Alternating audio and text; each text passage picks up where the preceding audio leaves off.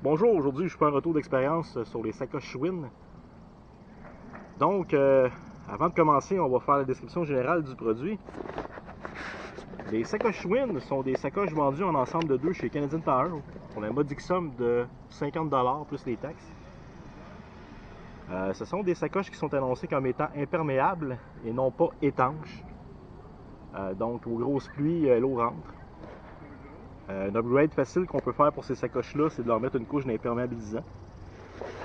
Ceux-ci sont des sacoches de remplacement que j'ai obtenus au printemps parce que ceux de l'année passée étaient finis.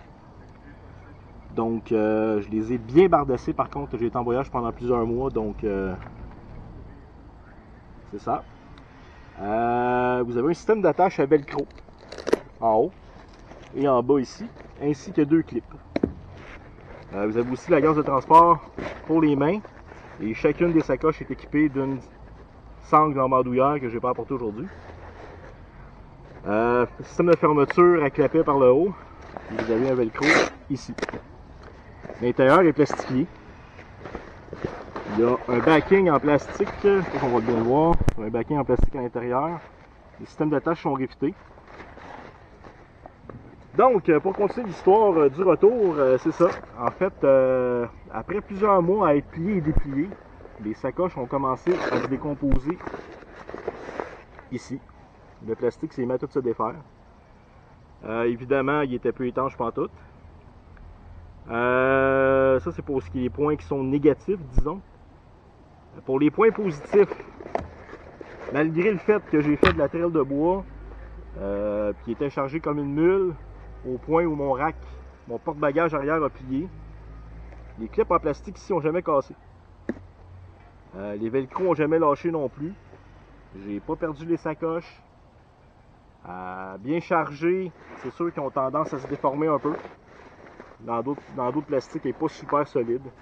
Donc, il faut regarder comment on les charge. On met des trucs ronds dedans, ça les déforme. Donc, il faut prendre le temps de bien les charger. Mais sinon, sincèrement, pour des sacoches à 50$ pour deux, si vous débutez en cyclotourisme, vous ne voulez pas investir une fortune, j'ai trouvé vraiment qu'ils faisaient la job. C'est sûr qu'on ne pourra jamais comparer ça avec des sacoches comme des Ortlieb ou des Arkell. Ça n'a rien à voir. Par contre, pour voyager comme un paumé, c'est parfait. Donc, je vous recommande chaudement ce produit si vous débutez. Par contre, à long terme, j'envisage moi-même de changer de sacoche. J'ai repris ceux-là parce qu'ils m'ont été offerts sa garantie, je ne les ai pas payés. Vous avez une garantie d'un an avec Canadian Tire, vous arrivez avec votre facture et vous les remboursent. Donc, c'est ça, en espérant que cette vidéo de présentation vous ait plu.